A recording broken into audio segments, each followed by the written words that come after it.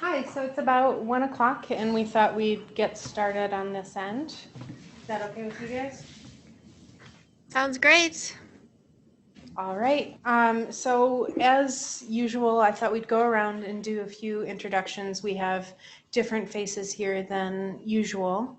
I'm Margaret Winchester. I coordinate the Global Health Network and um, am a research associate in health policy and biobehavioral health. And why don't we go around? You guys can say who you are. I'm Bobby Johannes. I'm a first-year PhD student in HPA. I'm Amy Theory, and I'm a fifth-year PhD student in biobehavioral health. I'm Amy Du. I'm a fourth-year medical student and a Global Health Scholars Program scholar. Great. And Reni, you can introduce yourself when you start speaking. How about on your end? Oh, we're on this side. Great. I'm Kristen Schneider in Public Health Sciences.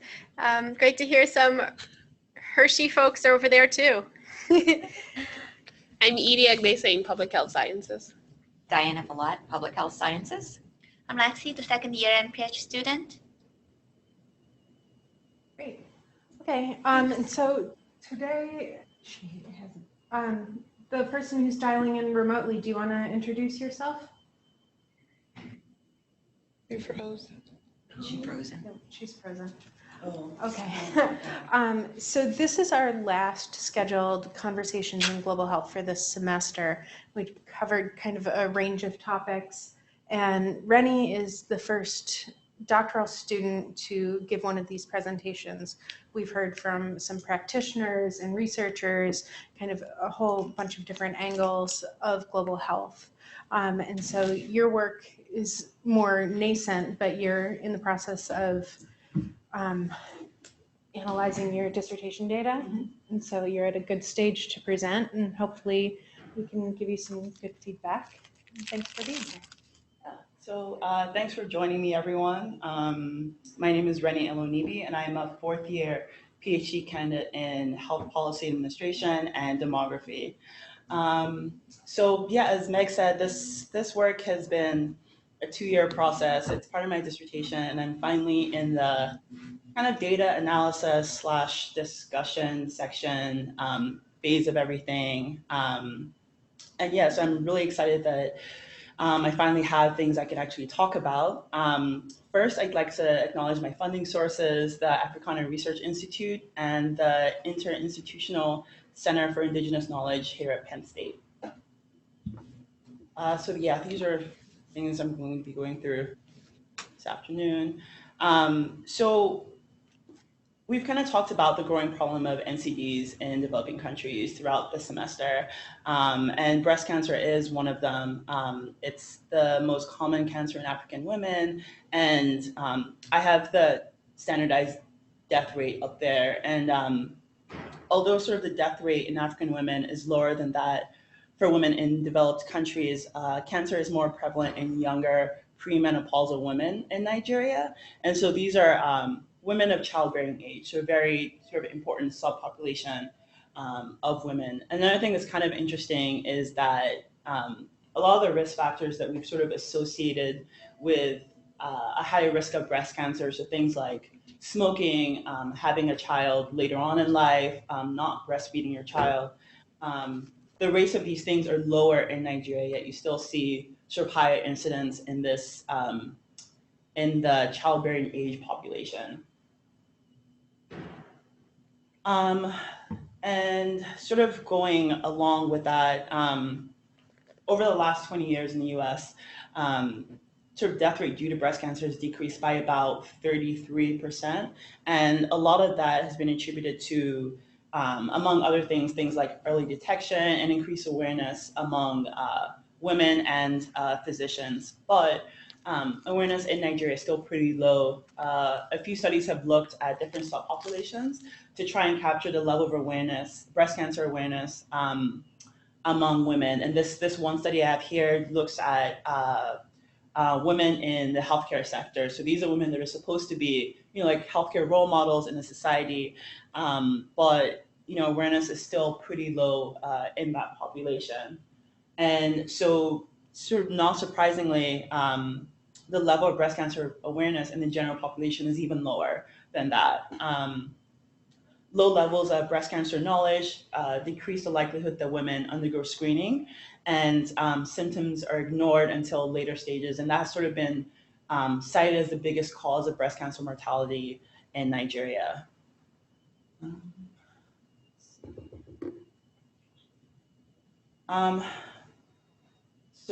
That picture didn't show up well. I wanted to talk a little bit about the healthcare system in general in Nigeria. It's divided into sort of the private and public healthcare sectors, and both of them sort of provide services at the primary, secondary, and tertiary levels. But the general hospital, the more public hospital, is kind of where most of the population goes, and they treat everything from diabetes management to screenings, antenatal care for kids, for pregnant women, vaccinations for kids, so everything. So there's a huge burden on these sort of public sector hospitals. There are other private hospitals, but they're also a lot more expensive, and they don't always translate to better healthcare delivery. So this brings me to the foundation that I worked with for this project, and I apologize that picture then is weird. The Optimal Cancer Care Foundation, they're the only standalone cancer screening center in Lagos, Nigeria, and they were established to sort of attack this area. So they provide breast, cervical, and prostate cancer screening, and that was kind of they wanted to kind of carve out this niche from every other sort of competing healthcare issues there are in the country. They provide subsidized breast and cervical cancer screening, diagnosis, referrals, and basic treatment services. And they kind of do this in one clinic setting, without long waiting periods or crowds that are associated with the public general hospital. They also conduct weekly seminars on risk factors, signs and symptoms of breast cancer. And the seminars are free, and 1 day a week, screening services, all services are subsidized.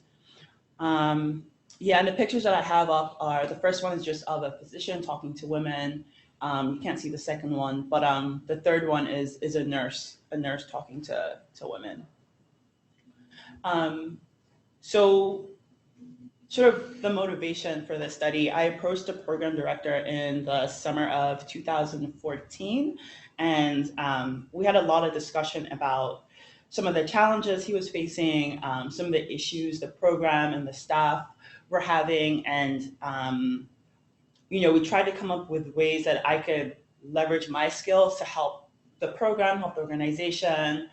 So there was a lot of back and forth. And among other things, a couple of things he mentioned was not having support from the government, mostly because they didn't really think that he would be successful. And so for him, he wanted to build this model of delivering this service that could be replicated in other places. He also of course, wanted to improve his program and increase utilization of services and increase awareness as well. So there are a lot of things that he kind of wanted to do. And he talks about doing a formal program evaluation. After sort of discussing it with him and discussing it with my advisor, Dr. Rhonda Ballou, we kind of thought that we didn't think that the program was ready for a formal evaluation. The program, so the organization started in sort of late fall 2012, and so I was talking with him summer 2014. So they'd only been open for about a year and a half. So we kind of thought that the program was a little underdeveloped, and sort of an evaluation done too soon could lead to a no effect conclusion, which would be its own issue. So we came up with the idea to do an evaluability assessment instead, which is still, it's still done systematically the same way an evaluation would be done, but it's cheaper, quicker than a more formal evaluation, and it sort of identifies problem areas in in the way the program is implemented, in the way processes are done, in its current form. So, adjustments can be made before a more formal evaluation. So what I have here are some of the advantages of doing an availability assessment, especially in this context that, they didn't really have they didn't have a lot of funds available for the program itself, not to speak of doing an evaluation. One of the things it helps develop performance measures. And so, sort of measures to determine success. That was something that, as it stood in 2014, the program didn't have. And so the availability assessment would help kind of come up with some of those measures. It would also clarify the program's goals and objectives, and translate research into practice. So that just kind of examines the feasibility of incorporating other evidence-based practices from other successful models into the program. Finally, it translates practice into research pretty much by just identifying new approaches to achieving public health goals in general. So the purpose of the study, of my study, was to perform an availability assessment to determine if the breast cancer screening program is achieving its stated objectives, and to adjust activities to improve processes and outcomes. It's sort of a bonus research question. This is something I've presented about 2 months ago. But something else I was interested in looking at is looking at the cultural perceptions and beliefs as that relates to breast cancer screening among women in Nigeria. I thought that it was really important to sort of incorporate a cultural idea aspect into this, because, like with breast cancer, such an important part of reducing that disease burden is early detection, and cultural ideas sort of dictates health practices and health behavior. So I thought it was really important to sort of include that cultural aspect. I won't be talking about the second research question in this talk, but it will help inform the valuability assessment. Okay, so in terms of specific objectives, they were to of the study to examine objectives and resources of the screening program and determine if its expectations are realistic and achievable.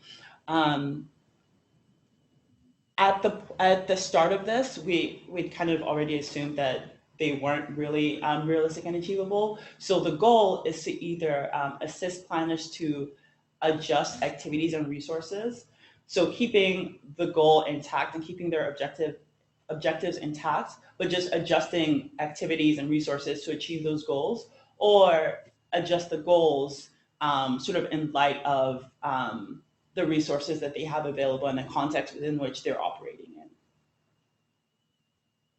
in. So this is a methodology that I used. It's sort of standard steps to conducting an availability assessment. The red parts are the data collection portion, and then the blue are the more data analysis portion. And I'll go through each of these, and I'll talk about sort of what happened in each stage when I was, collecting this data. I'll go through and talk about each, but this sort of makes it look like it's more, the process is linear, but it's actually a little more cyclical. There's a lot of, I think you can say, it's pretty much just this in the form of kind of the way it happened. There were a lot of feedback loops, and going from one stage to another, I would, go back and talk to some other people. And so there were, I guess it's more of a flow chart than linear. But anyway, so the first step was to review program documentation. And And this just basically gave me an idea of the specific activities that were related to the program, like what happened.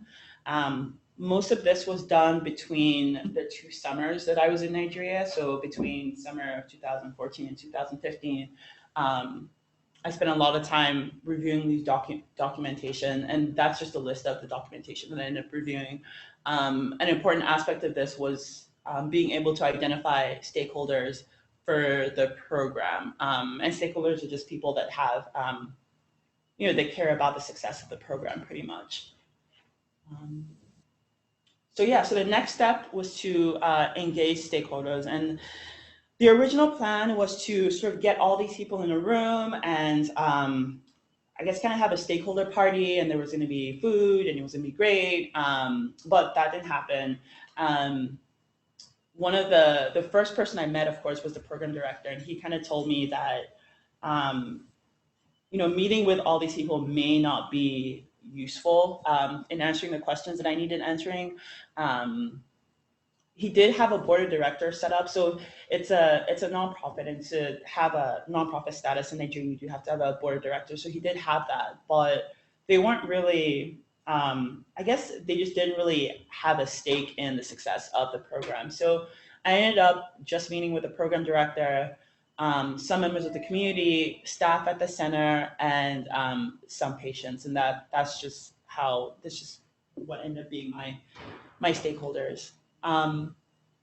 So the next step was to interview them, and the goal of this was to get their perceptions on program objectives and resources and expectations.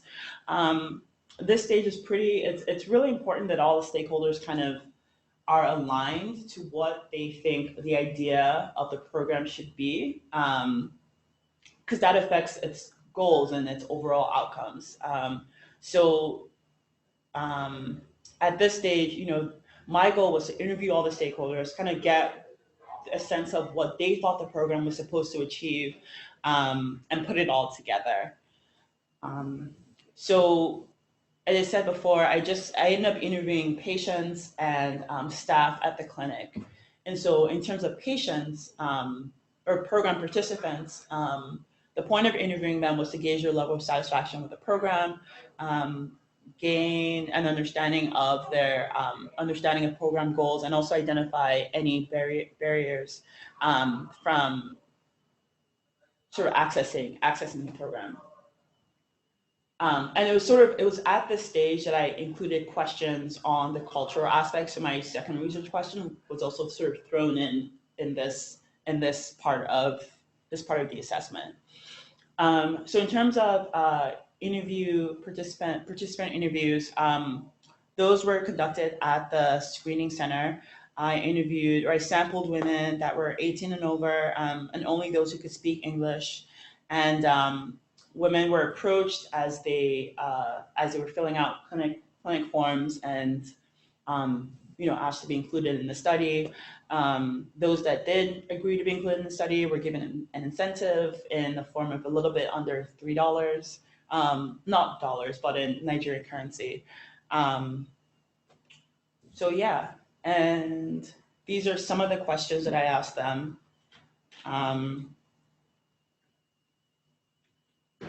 These are the questions that I asked them pertaining to the availability assessment. So as I said, there were other questions based on my other study goal.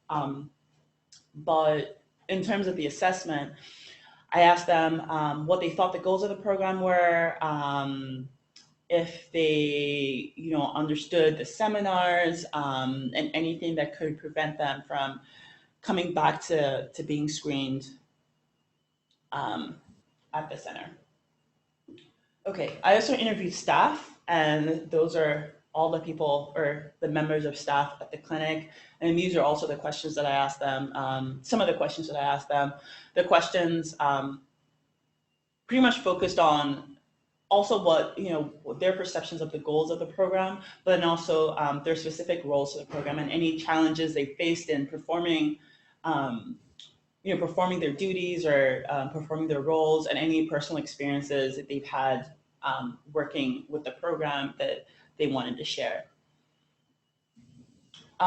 Okay, So this next stage, I basically just involved me kind of not really standing around, but observing all the activities that went into making the program happen. So I would observe women as they came into the clinic, as they filled out their forms, as they, were getting screened, and then what happened when they came out. Sometimes I would just sit in the waiting area and just kind of listen to some of the discussions that they were having. So it was just basically me observing everything to do with the program to see if it's being implemented as it should be, or as the program director thinks it should have been implemented. So throughout the whole process, I took detailed field notes, and that was that. So now we get into sort of the data analysis portion. All the interviews were transcribed and summarized, and I sort of drew on the interviews, my observation notes, and documents to develop a logic model. A logic model is a graphic depiction of activities, resources, and expectations of the program. And I will show you the logic. Let's do this.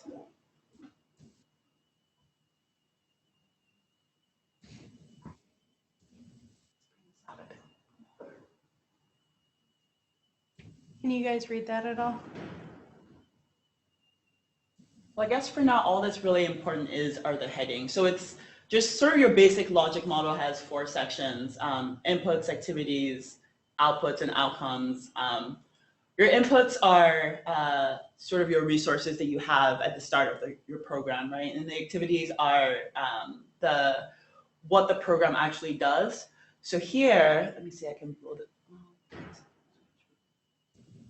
Here I just have, the classes that they give, the subsidized exams that they do, local outreach to different subgroups, and then the media stuff that they do as well. So inputs are the resources. So things like staff and funding would go over here. And then outputs are sort of the direct results of activities. So, conducting these seminars, what is the direct output of the seminars? And that will sort of go under outputs. And then outcomes are kind of the goals. And I have long, short, and medium. And then also columns to measure success for each of these. So pull this up. Oh, I also have the goals here, and the problem and intervention. So it's pretty much just your standard logic model. That's kind of what it looks like.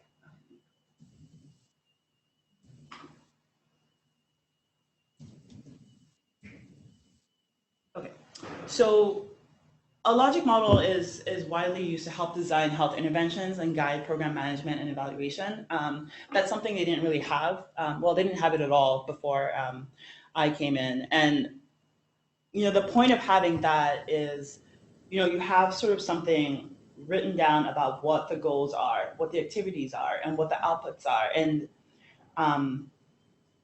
when you get everyone, all the stakeholders in a room, and something graphic like that they can look at, it's supposed to stimulate discussion about, all right, well, maybe some people think that the goals are, 2 things, or these 3 things. And it's supposed to help clarify what the program is supposed to look like. So the original plan was, after pulling all these things together, was to have another stakeholder party and get everyone in the same room again to sort of verify some of these things. As I said, that didn't happen. So it ended up just being the program director and myself, kind of going back and forth and clarifying some of these things. But yeah. Okay, so this is the last stage of the method section, and it's kind of where I'm at right now. And it involves pulling evidence from other successful programs, literature review, the logic model interviews, program activities, so everything. And sort of deciding if, based on the goals and outcomes of this program are they achievable? Is it something that they can actually do based on the resources that they have available, based on how they're allocating the resources to activities, the specific ways activities are implemented, and also the context within which the program operates. So that's sort of this stage is kind of where the decision is made and recommendations are given. As I said, I don't really have. Well, I have some things here, but this is where I'm at right now. Yeah, so in terms of results, I have the logic model, which I shared. Based on their interviews, there were a few staff challenges that came up, and I was in Nigeria for 6 weeks, and so some of these I had some discussions with the program director before I left, and we started incorporating some of these suggestions into the programs before I left. Some challenges that the staff mentioned were they sort of said that sometimes they wouldn't always understand what they were supposed to be doing, or even if they understood what they were supposed to be doing, if someone else didn't understand, that made their job or their role more difficult. They also talked about how sometimes the manager would come in and kind of just make a change on something and kind of not tell them beforehand, and it was really hard for them to kind of adapt to these changes. And so we came up with the idea of doing staff and manager evaluations, which ended up just being a web-based document that I created, and it would be completely anonymous. And all the staff members could go to a certain computer and just fill out the form. And it was I guess it was kind of because the manager wasn't there all the time, obviously, and so he wouldn't know when certain things would happen. And so it was one way for people to give feedback to the manager to let him know, all right, these are the challenges we're having, or certain people are having certain difficulties with some things, and these are things we think that you should know about. So that's one thing that got done before I left. Another thing was this organization chart. So I basically just made an organization chart for the current staff that the program had, and then found another one for a similar program somewhere else, and sort of their staffing chart. And the manager could kind of see when he's thinking about sort of employing people or maybe moving people around, holes that needed to be filled or gaps, places where he might think that he might want to put certain people in. So he had like a current chart and a future chart, and he thought that was pretty helpful. So that was good.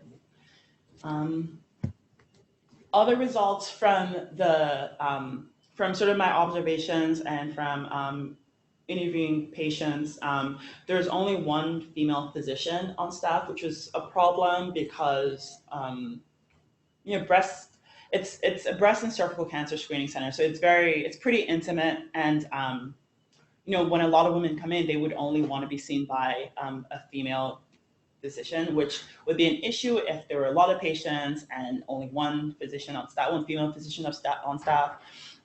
Some patients would just leave and say they're coming back, and who knows if they ever come back or not. Or some patients have to wait, and that could be problematic. Also,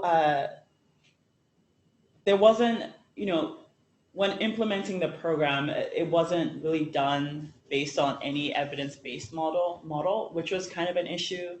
And sort of, coming out of that, there weren't benchmarks in place. So they had all these goals of, we want to improve awareness of breast cancer in the community, but there weren't measures to sort of say, like, how would you capture, your measure of awareness? How would you know if you're doing what you say you're supposed to be doing? So those things weren't in place. The seminars in general were very helpful. A lot of women, they came in saying they knew nothing about it, and they sort of just came in just because someone said it would be a good idea, and they learned a lot. So the seminars were definitely helpful. Some participants didn't fully understand everything that was being thrown at them. I think for people that either have never heard of breast cancer or never heard of cervical cancer before, throwing all this new information at them was kind of an issue. I remember there was one woman who I wasn't there when she came in to listen to the seminar, but she sort of came back and she was, really happy. And she walked in and she said, "I'm here for my breast cancer vaccine now." And, it was sort of like, well, there is no breast cancer vaccine. Well, what are you talking about? So she had kind of mixed up information for breast and cervical cancer screening. So finding a way to kind of deliver that portion of the program would be really important. And then also from other participants, some barriers to accessing the program were the location where the clinic is, and also the limited hours and days that they were open. So sort of this is my conclusion, my recommendations for now, even though its analysis is not completely done, but it would be to develop or use evidence-based models to implement the education seminars more, develop benchmarks to measure outputs and outcomes. Of course, if you don't just want to kind of labor and not have a way to measure success, right? So it would be really important to develop these benchmarks, and then also work with women in the community on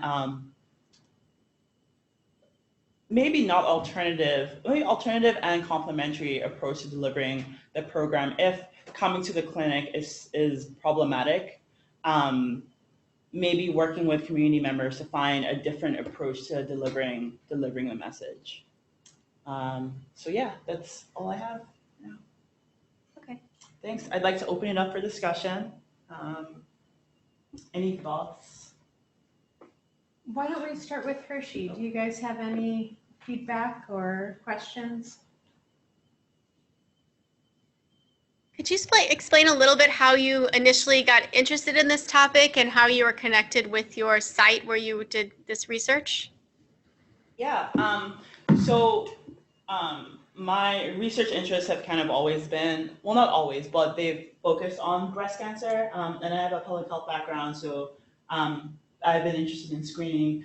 My family is Nigerian, so as part of my dissertation, I did want to do a study there, and I had no previous relationship with the organization at all. I pretty much just did a Google search / research on what is going on with breast cancer in Nigeria. There's no national screening. There are no national screening guidelines anywhere in the whole country, and so I was just interested to know in what people were doing, how were women getting screened, what was going on.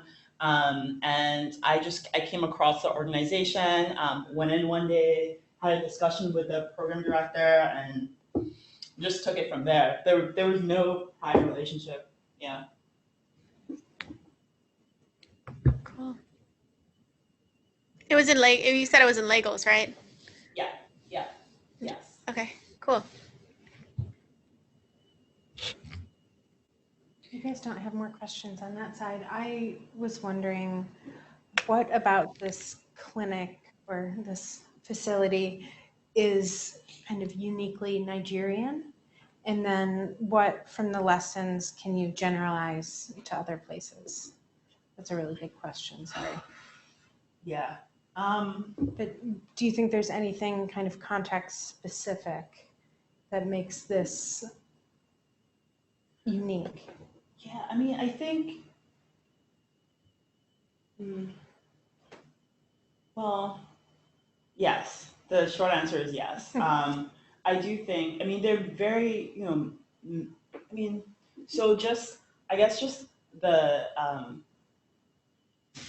something like having a female physician, very few women, I mean, I don't want to say no women completely, but there were a lot of days I was there and, the one female physician, it would she either wouldn't have come to work that day or, her child got sick and she had to leave. And so nothing would get done because none of the women wanted to see a male physician. I mean, I wouldn't say that that's specifically called Nigerian, but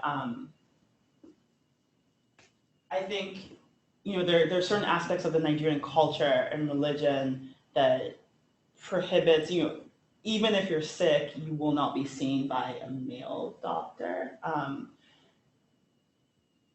So yeah, and what was the second half of your question? Then what can you generalize to other settings from some of these recommendations or just from some of the issues you've seen? I think probably it isn't enough it isn't enough. I mean, I think the program director went into it with all the best intentions and they were great, but um, not using an evidence-based model, I think is drawing him back more than it is moving him forward a little bit. So in terms of generalizing to other settings, I think it's as much as you want to do good in any setting with any problem. I think sort of preparing these foundation stuff that you need to is really important. Yeah, I can't think of anything else. That's great. Thank you. Do you guys have any other questions or comments? I have a question. Is this clinic located in a rural portion of Lagos? And do they cater to any languages? So is it like if it's in a rural area, do they speak Yoruba to the people, or is there a translator or anything like that? Yeah, I can see who's speaking. Are you Nigerian? Yep. I can't see who's speaking. Oh, this one. Oh, One way. so it's in, I don't know if you're familiar with the Lagos area, but it's in Surulere, and Surulere Okay. is it isn't rural. It's very urban, but it also isn't. It's really hard for me to describe. It's urban, Well, I but know. if I have to pick one. Okay. Pardon? Yeah, so it's urban, and no, they do not. That's kind of another issue. So Lagos is it's kind of like New York. It's a melting pot of people from all over the country. So everyone in Lagos speaks, for the most part, everyone speaks English and then another language. The clinic is primarily run in English because that is generally the language that most people speak. Depending on the physician on duty, they might be able to translate into another language if it's a language that they speak, and that's what you need as well. But for the most part, it's done in English. Um, so yeah, that is another issue. The seminars are all conducted in English, and so even if you don't have a good grasp of the English language, that could also be an issue. Yeah. So would you consider one of your recommendations be that they have pamphlets in, I don't know, especially since it's in Surulere, that's a Yeah. densely Yoruba side, and they could have a Pidgin English one too. Yeah. To cater No, for yeah, those. that would definitely be one of my recommendations. To even have one in all the three major languages, right? Like I don't think that Yeah. it would be more money because they would have to find people to translate and then they would have to print out these flyers in different languages. But I mean, if the goal is to increase awareness, then it would make sense that you would want to deliver your message in a language that's most understandable to more people. I mean, I think English is a good start. Right. But yeah, definitely, yeah. Yoruba would be the next thing, and then the other two languages afterwards. Okay. Thanks. I was wondering if there was any lesson learned that you could share with us if you were for a new PhD student. Yeah, I actually had a slide on that which I took out but so a lot of things didn't really go as planned, and I think that's something you have to be aware of and be willing to deal with. Like they said, my stakeholder party was a flop, right? And that's an integral part of the availability assessment. So being able to kind of just roll with what I have was important. Also, when I was there, I was there as a researcher doing my own research, but then sometimes there are other times I got called upon to do other things that I didn't really plan on doing. But you can't just say, "Oh, I can't do this. I'm just here for my research," right? For a cultural aspect, it's kind of rude, and it's also a little ungrateful, sort of. So I think being ready to jump in certain situations, or you may be called upon to do certain things. Just being prepared for that, I think, is important. And then if you're going abroad to do a study, definitely knowing the context and the cultural context. It helps if you speak a language, but at least just being familiar with certain cultural things, like what's acceptable and what's not acceptable. So like in Nigeria, like giving someone something with your left hand is seen as being rude, or taking something with your left hand. It's just knowing something like that. How do you even prepare for something like that? You just have to read up, I guess. I don't know. Just yeah, I don't know. Just I mean, if you're going to a culture you're not familiar with, there are places on campus. There are like different student groups that you can probably hang out with different that's a students great from idea. different different places. Going to different events on campus. There's a lot of stuff that on campus that happens. And that's something I would definitely recommend. Because you're right, there are little things that you wouldn't You'd do. never You're think not of. exactly Yeah. you're not going to be rude, but Yeah. it just ends up being like that. So yeah, and then also that's something else that's also really important is maintaining the relationship afterwards. So like now, technically, I don't. Well, I mean, just keeping it into context. So it's not like you went there, you did research, and now you're back and you don't contact them anymore. Like that, it's really important to maintain relationships that you've made with people over there. So yeah, that's all I can right now. Thank you. I have a question regarding the seminars that you had mentioned, and specifically, you said that it was very helpful in educating the women, but at the same time, there was kind of like a disconnect when it comes to understanding because they just given a lot of information. So first of all, I was just wondering with the seminar, are the women invited specifically for the seminar, or do they just gather them as they're in the clinic doing their screening, that they just have like intermittent seminars, and how long are they specifically? And then I have a follow-up question for that. Yeah, so generally, so the clinic's open Monday through Friday. And Friday is when the services are subsidized. And they're advertised as being free, but they're really subsidized, right? And so they generally get more women coming in on Friday than any other days of the week. And those are the days that they also do the seminars. So in the morning,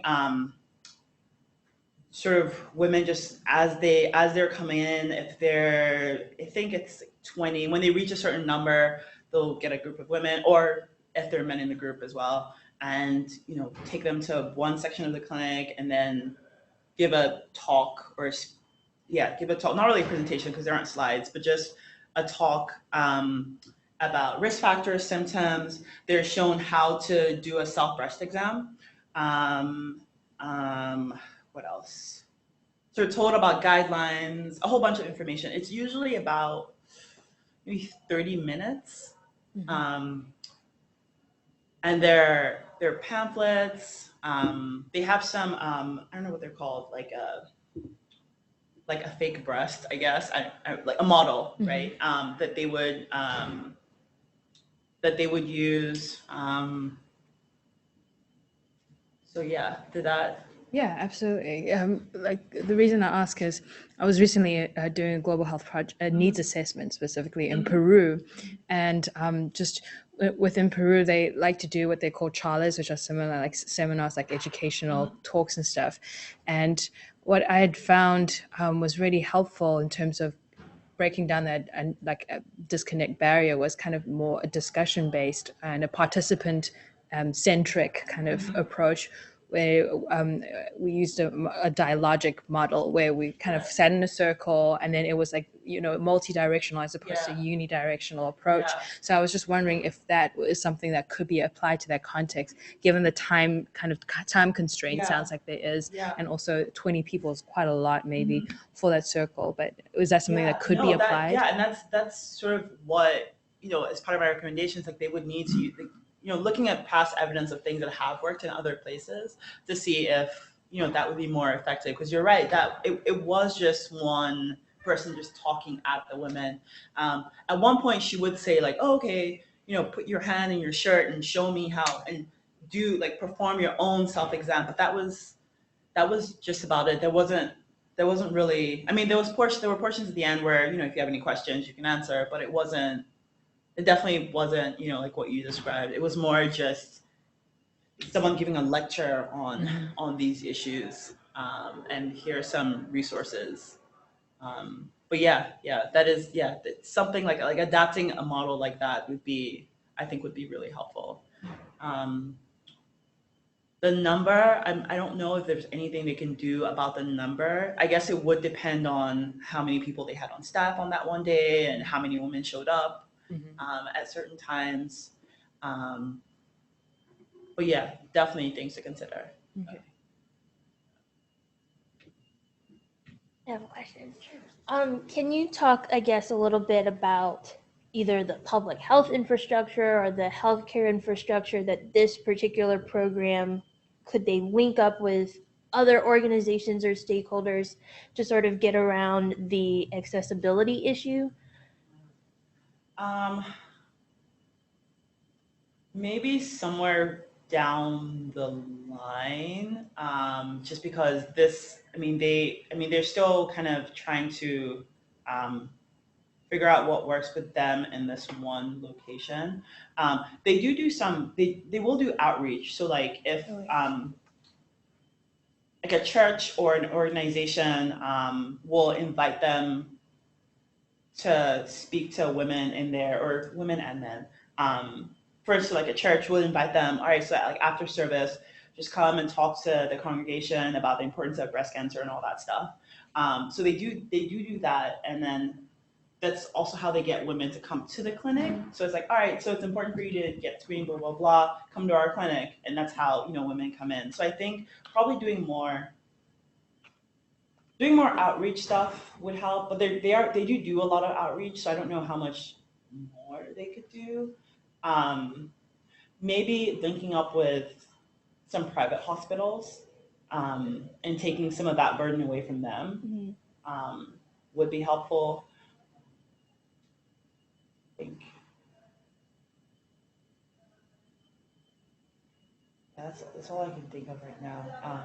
The accessibility issue is that was a huge thing, because they're only open during work hours, but some women also work, and so it's hard for them to say, I'm going to take time off work and come here, and then they have to kind of wait in line, and